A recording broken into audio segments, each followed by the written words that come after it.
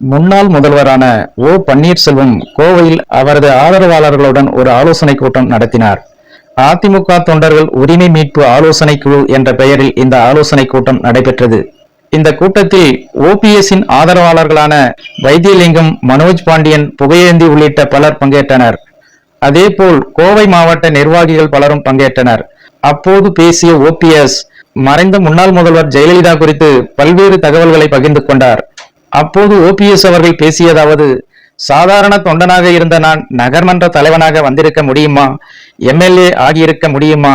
அமைச்சராகி இருக்க முடியுமா?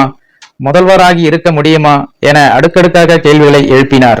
தொடர்ந்து பேசிய ஓபிஎஸ் அவர்கள் அதிமுகவின் இத்தனை ஆண்டு கால சரித்திரத்தில் 12 ஆண்டு காலமாக கழகத்தின் பொருளாளராக இருந்தவன் நான் தான் என்றார்.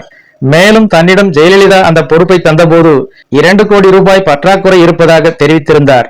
அதன் பின்னர் 2 ஆண்டுகளில் கட்சியின் நிதி 4 கோடி ஆனது என்றும் கூறினார். அது மட்டுமின்றி ஒரு நாள் ஜெயலலிதா தன்னை அழைத்து தனக்கு தனிப்பட்ட முறையில் நிதி சுமை அதிகமாகிவிட்டதாக தெரிவித்ததாகவும், தன் மீது ஏராளமான வழக்குகளை போட்டிருக்கிறார்கள் என்று கூறி வழக்கறிஞர்களுக்கு பணம் தர வேண்டும் என்று கட்சி நிதியில் இருந்து 2 கோடி ரூபாய் தாருங்கள் என்று கேட்டதாகவும் தெரிவித்துள்ளார் ஓபிஎஸ். மேலும் உண்மையிலேயே கண்ணீர் விட வேண்டிய சம்பவம் அது என்றும், உடனே தான் 2 கோடி ரூபாயை வழங்கியதாகவும் தெரிவித்துள்ளார். அந்த 2 கோடி ரூபாயை ஒரே மாதத்தில் திருப்பி அளித்தார் ஜெயலலிதா. இதுதான் வரலாறு என்று உருக்கமாக தெரிவித்துள்ளார் முன்னாள் முதல்வர் ஓ பன்னீர்செல்வம் என்பது குறிப்பிடத்தக்கது.